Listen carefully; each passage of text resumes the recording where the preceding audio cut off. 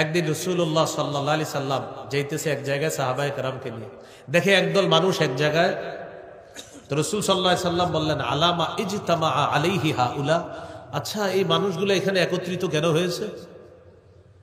সাহাবীগণ জবাব দিলেন, আলা কবরিন ইয়াহফিরুনাহু ইয়া রাসূলুল্লাহ, হুজুর একটা কবরকে কেন্দ্র করে তারা একত্রিত হয়েছে, একটা কবর করা হচ্ছে। এবার দেখেন নবীজি কি করলেন।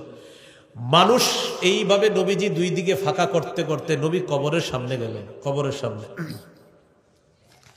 এই হলো কবর। আপনার কবর খনন করা হয়েছে, মাটিগুলা দুই পাশে রাখা হয়েছে, এখনো কবরে লাশ রাখা হয়নি। রসুল সাল্লাল্লাহু আলাইহি সাল্লাম কবরের সামনে গিয়ে কি করলেন, জাসা আলা রুকুবাতাই, আল্লাহ রসুল হাঁটু গেড়ে মাটিতে বসে গেলেন। আল্লাহ রসুল সাল্লাল্লাহু আলাইহি সাল্লাম কবরের সামনে গিয়ে হাঁটু গেড়ে মাটিতে বসে গেলেন। এখন দেখেন কবরের দুইটা পার থাকে, একটা এই পার আর একটা এই পার। নবীজি এই পাশে বসা মনে করেন, তো নবীজি বৈশা কি করতেছে, সাহাবী দেখার জন্য কবরের আরেক পাশে গেছে। কেন? যাতে ওই পাশ থেকে নবীজিরে দেখা যায় নবী কি করে।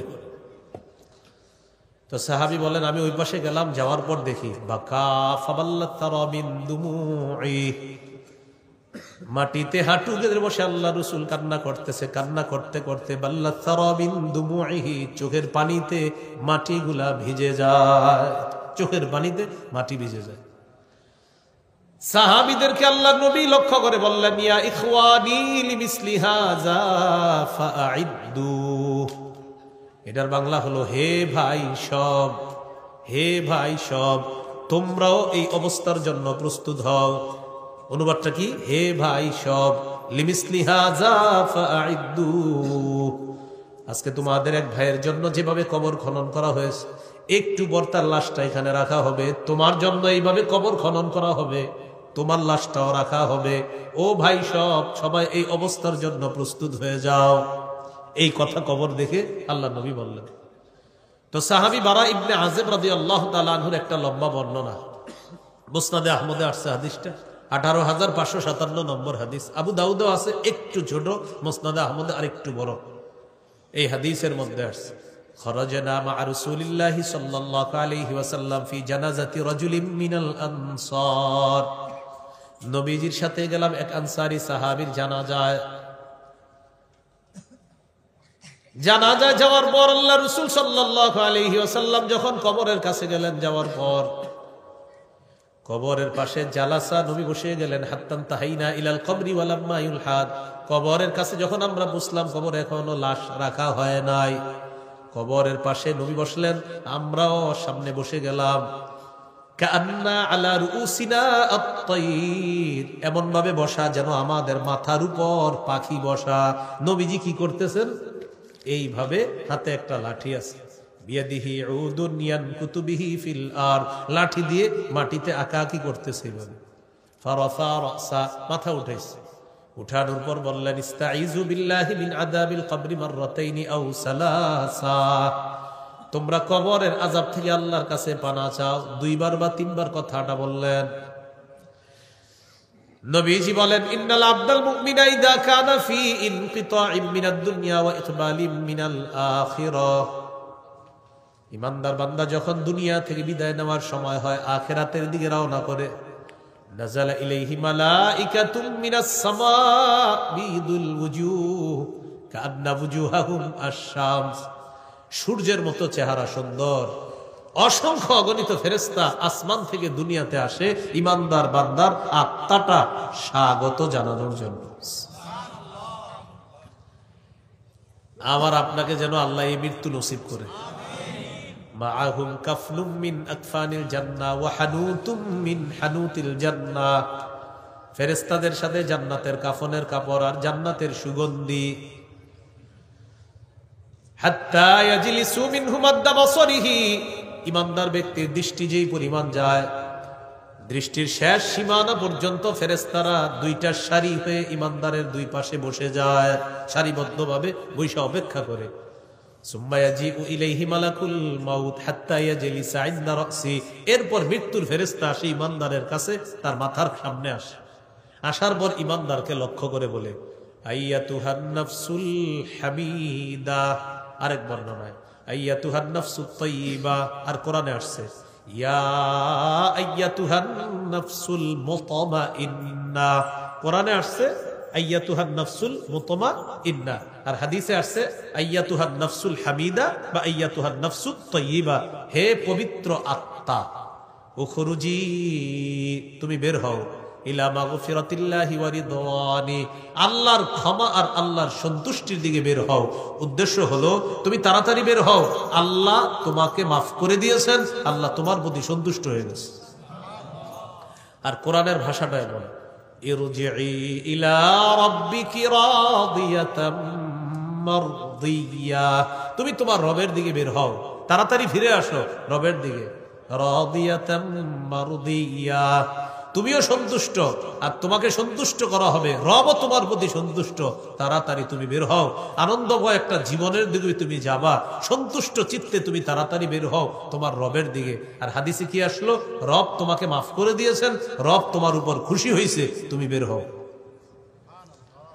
তাখরুজু তাসিলু কামা তাসিলুল কাতরাতু মিন ফিস সিকা, পানি ফেলে দিবেন, পানির শেষে ফোঁটাগুলা যে পড়ে, এই পানির ফোঁটা আস্তে আস্তে যেইভাবে বের হয়, ইমানদারের আত্মাটা এইভাবে বের হয়ে আসবে, মালাকুল মাউত আত্মাটা নিবে। লাম ইয়াদউ ফি ইয়াদিহি তারফাতা আইন, চোখের পলক পরিমাণ আত্মাটা তার কাছে রাখতে পারবে না।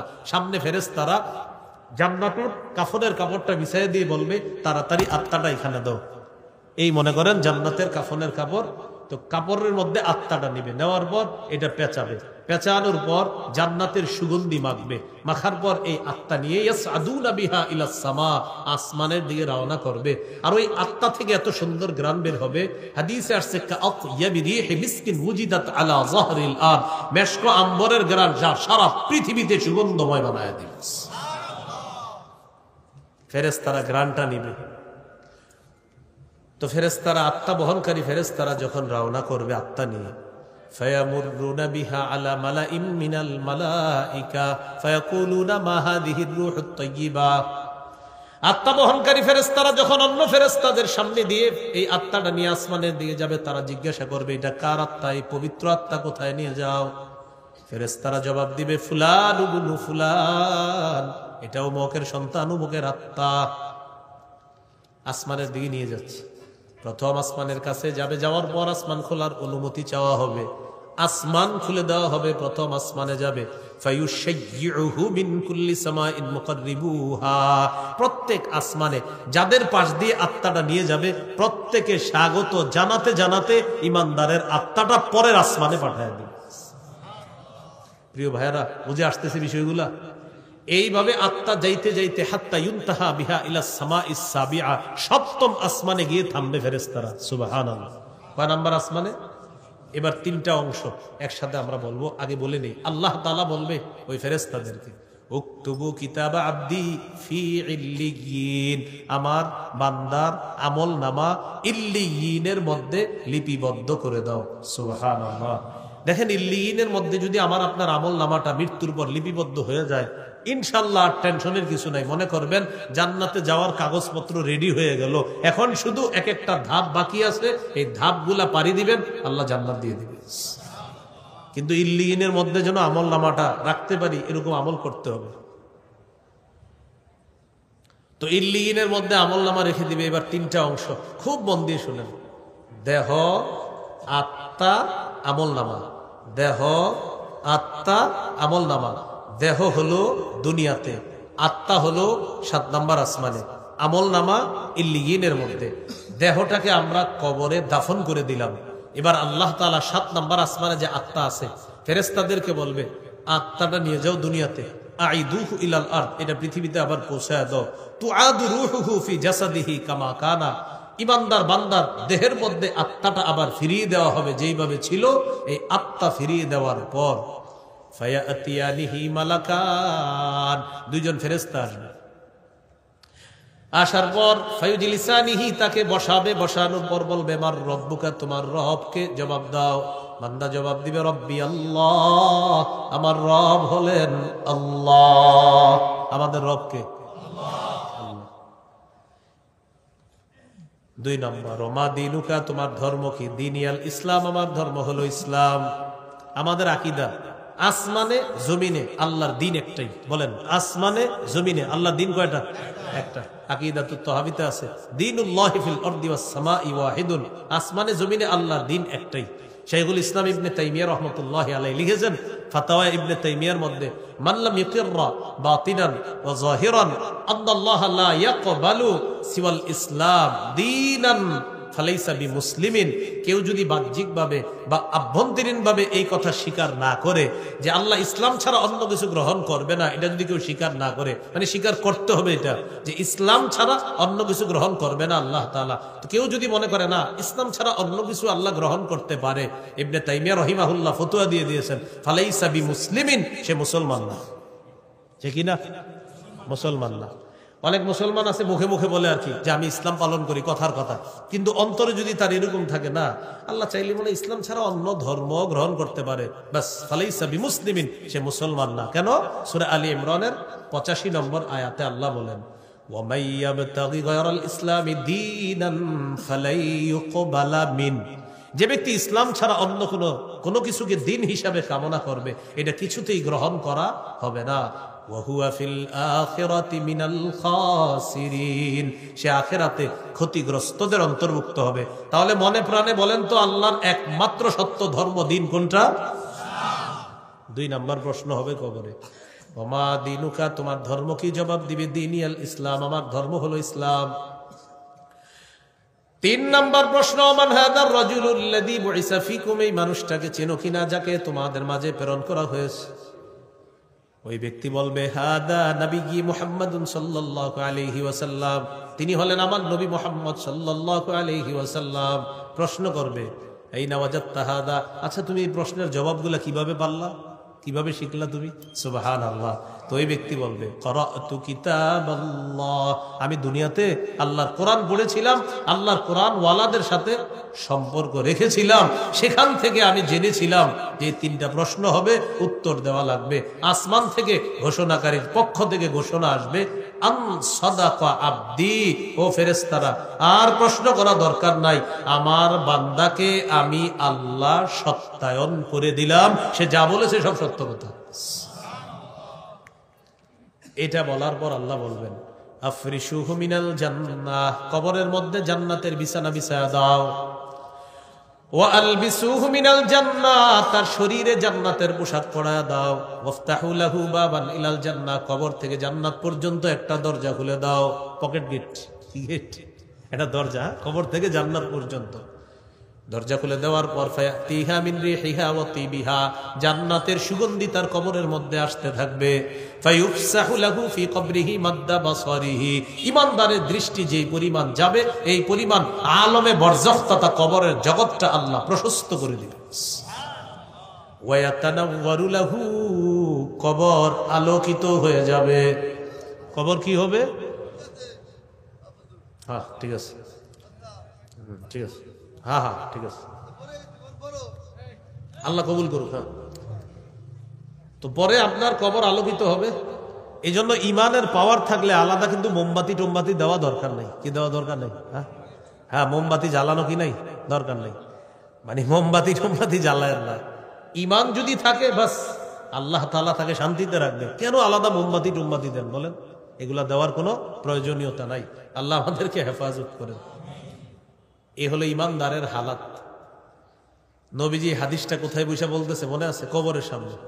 ওয়া ইন্নাল আবদাল ফাজিরা ইযা কানা ফি ইনকিতাইম মিনাদ দুনিয়া ওয়া ইকবালিম মিনাল আখিরাহ, পাপাচার বান্দা যখন দুনিয়া থেকে বিদায় নেওয়ার সময় হয়, আখিরাতের দিকে যখন রওনা করে, নাযালা ইলাইহি মালাইকাতুম মিনাস সামা সুদুল ওয়ুজুহ, কালো চেহারা বিশিষ্ট ফেরেশতারা দুনিয়াতে আসে। মাহুমুল মাসুহ, সালার বস্তা, সালার চট নিয়ে আসে। পাপাচার বান্দার সামনে বসে যাবে। মালাকুল মাউত আসবে ভয়ঙ্কর রূপ ধারণ করে। আসার পর বলবে আইয়াতুহান নাফসুল খাবিসা, হে খারাপ আত্মা, খবিস আত্মা উখরুজি, তুই বের হ। ইলা সাখাতিল্লাহ, আল্লাহর গুসার দিকে তুই বের হ, আল্লাহর রাগের দিকে বের হ। আল্লাহ তোর উপর রাগান্বিত, আল্লাহ তোর উপর অসন্তুষ্ট, বের হ। রাগান্বিত, আল্লাহ রেগে আছে তোর উপর। পাপাচার বান্দার আত্মা যখন বের হবে, শরীরের পশমের কোনায় কোনায় আপনি কাঁটা দিয়ে আঘাত করলে যে পরিমাণ আঘাত হবে, এই পরিমাণ কষ্ট দিয়ে তার আত্মাটা বের করা হবে। আরো অনেক বর্ণনা আসছে। এইভাবে কষ্ট দিয়ে আত্মাটা বের করার পর ওই যে সামনে বসা যারা, তারা ওই চটের মধ্যে সালার বস্তার মধ্যে এটা নিয়ে নিবে, নিয়ে পেঁচায়া এটা নিয়ে রওনা করবে।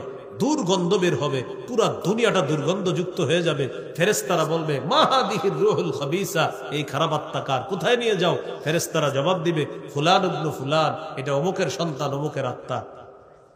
এটা নিয়ে যাচ্ছি কোথায়? আসমানের দিকে। প্রথম আসমানের কাছে যাবে, যাওয়ার পর অনুমতি চাইবে আসমানের দরজা খোলার। আল্লাহ তাআলা বলবেন আসমানে উঠানোই দরকার নেই এটাকে, উক্তুবু কিতাব আব্দি ফি সিজ্জিন, ওর আমলনামা সিজ্জিন নামক একটা জগৎ আছে, ওটার মধ্যে লিপিবদ্ধ করে দাও। ওই সিজ্জিন এটার মধ্যে তার আমলনামা লেখা দাও। তাহলে পাপাচারের আমলনামা সিজ্জিনে চলে গেল, কবরে দেহ চলে গেল, আত্মাটা তার কবরে তার দেহের মধ্যে ফিরিয়ে দেওয়া হবে। দুই ফেরেশতা আসবে, ভয়ঙ্কর রূপ নিয়ে, দেখেই ভয় পেয়ে যাবে। বসাবে। তাফসীর ইবনে কাসির যে ব্যাখ্যা আসছে, আল্লাহ এতে দেখেই ভয় পেয়ে যাবে, কি উত্তর দিবে? প্রশ্ন করবে মার রব্বুকা, তোমার রবকে? হা হা লা আদরি, জানি না। ওমা দীনুকা, ধর্ম কি? হা হা লা আদরি, জানি না। ওমান হাদার রাজুলুল্লাযী বুইসা ফীকুম, মানুষটাকে চিনো কিনা? না, জানি না। আসমান থেকে আওয়াজ আসবে আন কাযাবা আবদি, আমার বান্দা মিথ্যা বলছে।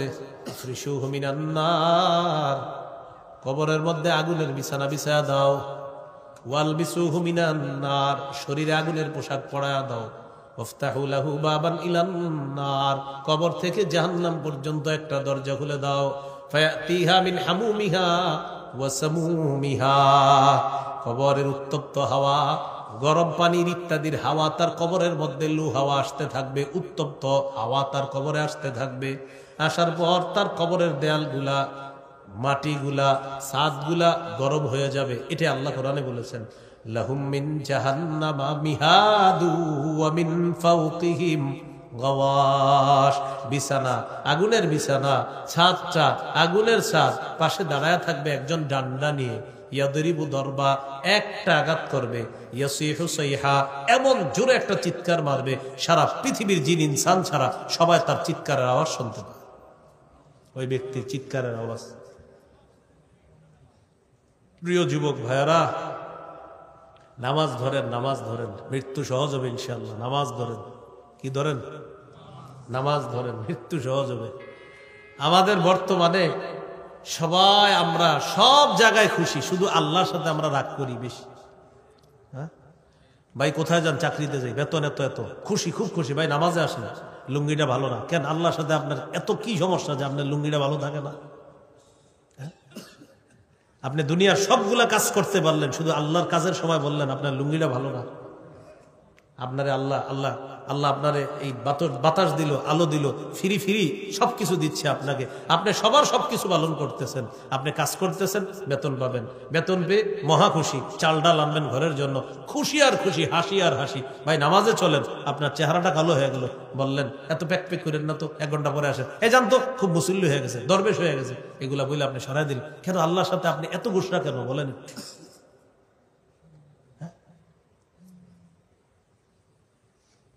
সবাই দেখবেন সব কাজ ঠিক আছে, শুধু আল্লাহর কাজে হাজারো ব্যস্ততা, শুধু আল্লাহর কাজে হাজারো ব্যস্ততা। আল্লাহ হেফাজত করে। মাইকম্যান ভাইয়েরা নামাজ পড়ছেননি? 5 ওয়াক্ত পড়েননি? ডেলি পড়েননি?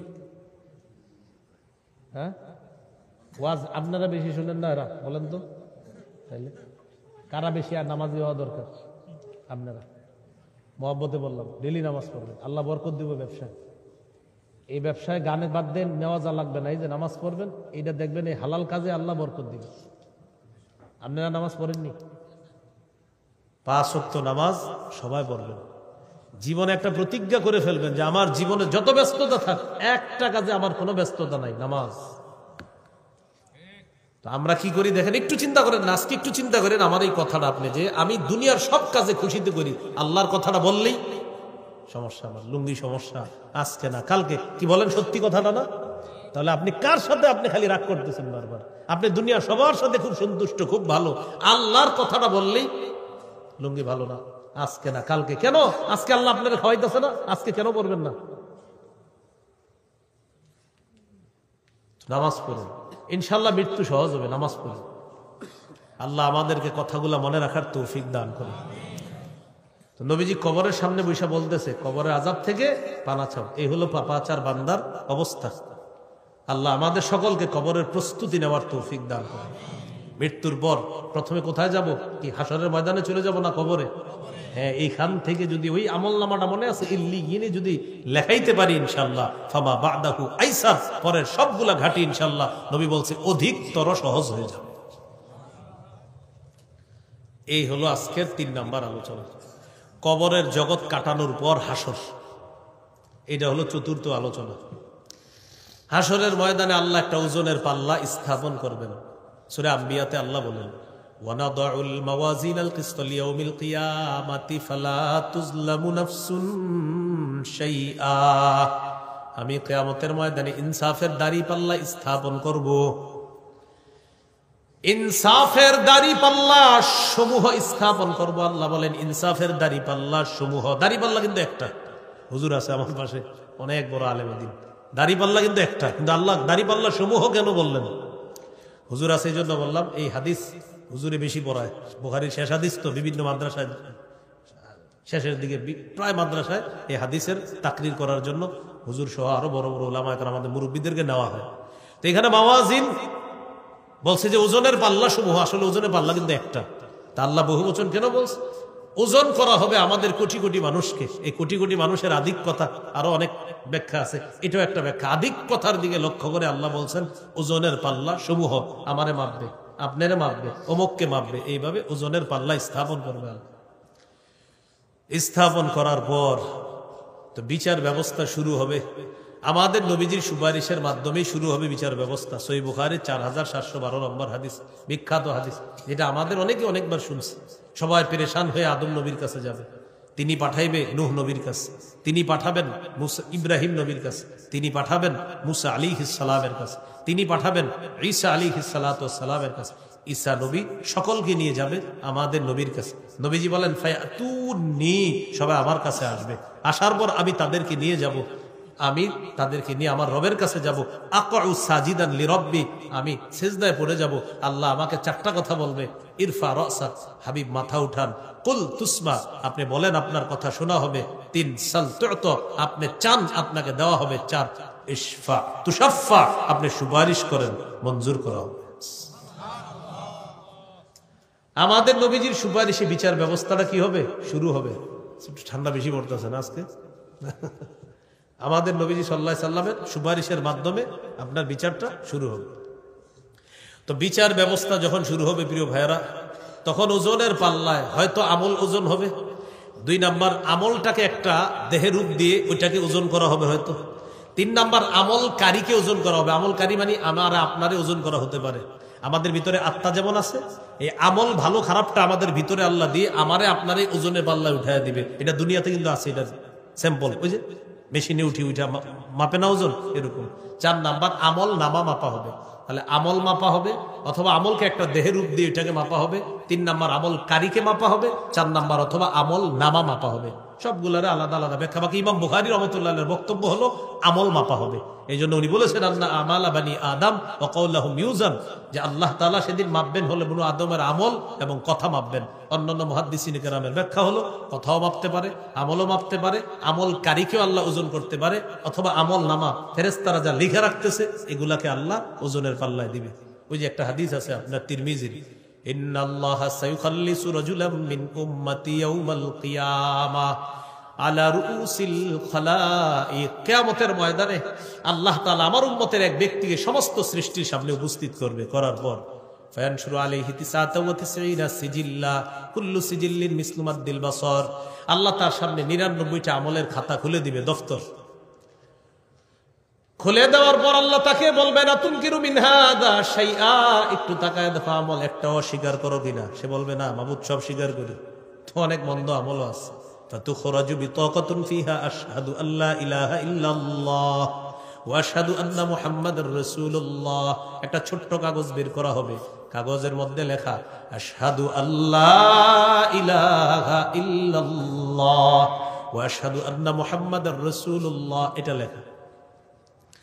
আল্লাহ তাআলা বলবেন উহদুর ওয়াজনাক, ওজনের পাল্লার কাছে যাও। বান্দা বলবে আল্লাহ এই ছোট্ট কাগজটা এতগুলা 99টা, তাও এক একটা কতটুকু? মিসলু মাদ্দিল বাসর, আপনার দৃষ্টির সীমানা যতটুকু যাবে এতটুকু পর্যন্ত এক একটা খাতার, তো বড় বড় 99টা।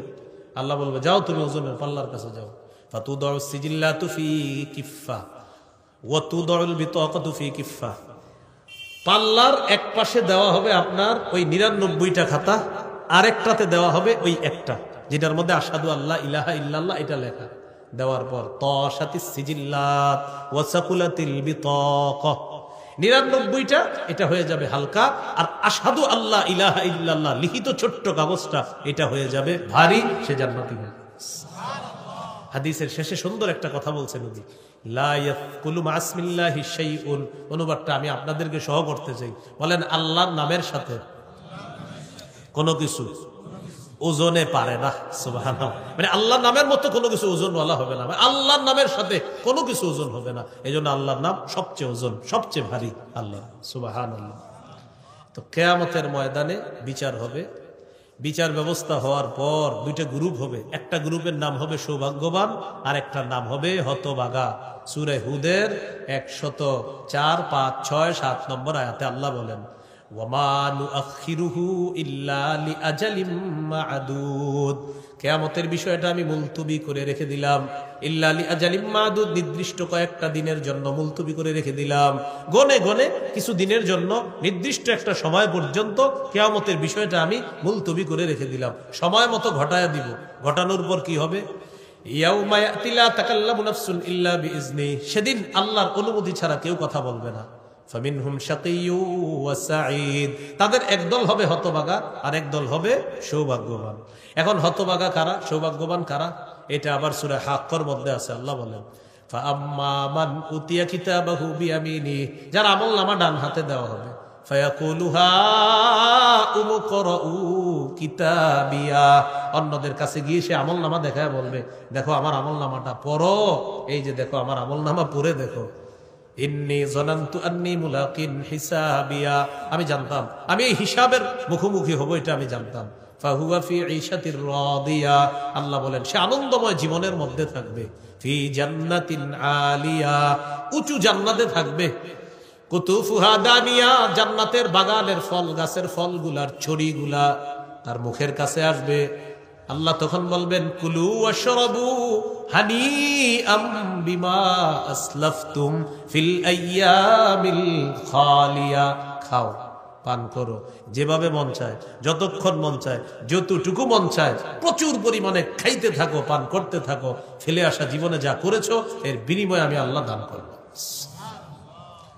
হানিআ, ওই এখানে আবার একটা বিষয়, আমরা অনেক সময় লবণ খাওয়ার সময় বলি অনেকে আল্লাহুম্মা হানিআম মারিআ, এটা লবণ খাওয়ার দোয়া না। কি বলে? আল্লাহুম্মা হানিআম মারিআ, ভাই এটা কিন্তু লবণ খাওয়ার দোয়া না। বিসমিল্লাহির রহমানির রহিম পড়ে লবণ নিবেন বাস। কিন্তু আল্লাহুম্মা হানিআম মারিআ অনেকে এটা পড়ে ফেলে, যাই হোক এটা লবণ খাওয়ার কি না দোয়া না, এটা আসলো তো এই জন্য বলে দিলাম এই জায়গায়। এই হলো ডান হাতে আমলনামা যার দেওয়া হবে, এটা হলো সৌভাগ্যবান। ও আম্মা মান উতিয়া কিতাবাহু বিশিমালি, যার আমলনামা বাম হাতে দেওয়া হবে সে বলবে ইয়া লাইত ফায়াকুলু ইয়া লাইতানি লাম উতা কিতাবিয়া, হায় আমার আমলনামা যদি আমাকে দেওয়া না হতো। ওয়ালাম আদরি মা হিসাবিয়া, আমি যদি আমার হিসাব না জানতাম। ইয়া লাইতাহা কানাতিল কাদিয়া, মৃত্যুই যদি আমার চূড়ান্ত ফয়সালা হয়ে যেত। মা আগনা আন্নি মালিয়া, আমার সম্পদ আমার কোনো কাজে আসলো না। হালাকা আন্নি সুলতানিয়া, আমার প্রভাব আমার প্রতিপত্তি সব শেষ হয়ে গেল। সুলতানিয়া, আমার রাজত্ব খতম হয়ে গেল, কোনো কাজে আসলো না। আল্লাহ বলবেন খুজুহু, ধরো এটাকে, ফাগুল্লুহু, বেড়ি পড়াও, সুম্মাল জাহিমা সাল্লু, জাহান্নামের পারে নিয়ে ধাক্কা মারো। সুম্মা ফি সিলসিলাতিন যারউহা ৭০ দিরাআন ফাসলুকু, লোহার শিকল এটার দিয়ে পেঁচাও, ৭০ গজ শিকল নাকের ছিদ্র দিয়ে ঢুকানো হবে। মুফাসসিরিনে কেরাম লিখেছেন পিছনের রাস্তা দিয়ে বের করে এই শিকলে তারে পেঁচায়া জাহান্নামের আগুন নিক্ষেপ। হতভাগা বলেন এটা কি? তাহলে দুই দল কিয়ামতের ময়দানে, সৌভাগ্যবান হতভাগা। সৌভাগ্যবান জান্নাতে থাকবে, হতভাগারা জাহান্নামে থাকবে। এই চারটা আলোচনা আমরা মনে রাখবো। আল্লাহ আমাদের সকলকে সৌভাগ্যবান যেন হতে পারি আল্লাহ তৌফিক দান করেন। তাহলে মৃত্যু আসবে, মৃত্যুর যন্ত্রণা আসবে, কবরের আযাব সত্য। 4 নাম্বার, কিয়ামতের ময়দানে বিচার ব্যবস্থার পর সৌভাগ্যবান হতভাগা। আল্লাহ যেন আমাদেরকে সৌভাগ্যবান হতে পারি আল্লাহ তৌফিক দান করেন। সুবহানাল্লাহি ওয়া বিহামদিহি, সুবহানাকাল্লাহুম্মা ওয়া বিহামদিকা, আশহাদু আল্লা ইলাহা ইল্লা আনতা, আস্তাগফিরুকা ওয়া আতুবু ইলাইক।